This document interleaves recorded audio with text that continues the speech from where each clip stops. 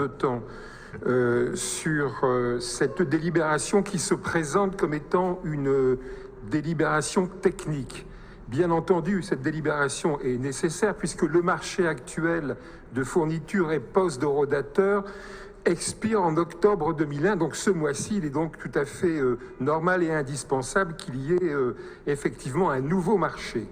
Mais quand on regarde très précisément et quand on regarde les montants, certes sans minimum et sans maximum, mais on peut penser que les chiffres très précis qui sont indiqués dans cette délibération indiquent bien une direction. Or, ce qui est proposé dans ce marché, c'est un maximum fixé à 7 millions d'euros, soit un montant qui permet d'acheter environ 1000 horodateurs, ce qui permettrait de couvrir 20 000 places de stationnement contre un peu plus, de 10 000 aujourd'hui. Donc, cette délibération, fondamentalement, n'est pas une délibération technique. Bien sûr, il est indiqué, et en commission, il a été indiqué que cela avait été intégré dans le programme municipal, proposé aux Lillois, de la mise en place progressive du stationnement payant au sein de la ville. Mais nous pensons que cette délibération, avec ce montant, finalement, c'est mettre la charrue un peu avant les bœufs. Parce que si nous ne voulons pas, si nous voulons réussir, parce qu'il ne s'agit pas de remettre en cause la nécessité de réguler et d'avancer sur la question du stationnement. Mais cette question est extrêmement sensible.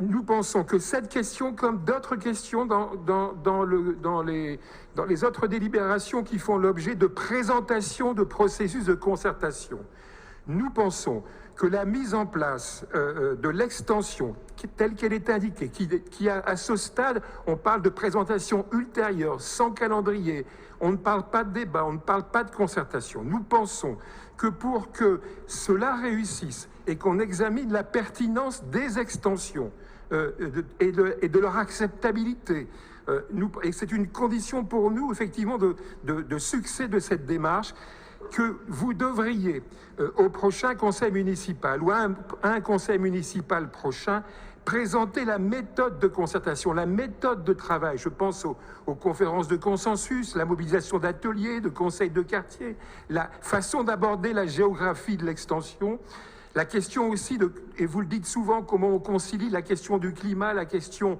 de la mobilité, la question sociale, qu'on prenne en compte aussi les questions de pouvoir d'achat.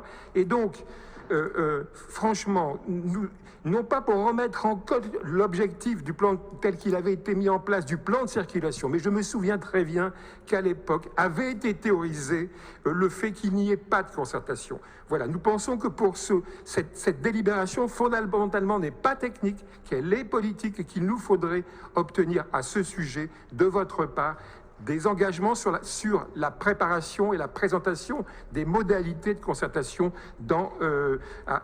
au prochain ou à un prochain conseil municipal. Deuxième remarque, les personnes handicapées, et c'est un sujet que vous connaissez, nous ont fait remonter des difficultés liées au contrôle, la reprise dans la pratique des plaques d'immatriculation. Certains reçoivent des forfaits post-stationnement alors qu'ils ont un droit à la gratuité garantie par la loi dès lors qu'ils sont bénéficiaires de la carte européenne de stationnement ou de la carte mobilité inclusion. Certes, la ville, et Jacques Richier s'est exprimé à plusieurs reprises dans la presse, a mis en place un système déclaratif via une déclaration en mairie, mais qui ne permet pas de répondre en particulier aux visiteurs non lillois. Les applications de paiement permettent également cette déclaration préalable, mais vous ne prenez pas ainsi en compte la question de l'électronisme et ne sont pas pris également en compte la question des personnes qui ne disposent pas, même si cela se réduit, de smartphones. D'autres villes, comme Tours et comme Marseille, ont mis en place des systèmes de déclaration à l'horodateur qui ne sont pas non plus idéales, mais qui permettent en tout cas d'apporter une réponse supplémentaire qui n'est pas mise en place à Lille, malgré la présence d'un bouton fauteuil roulant parfaitement inutile sur les horodateurs.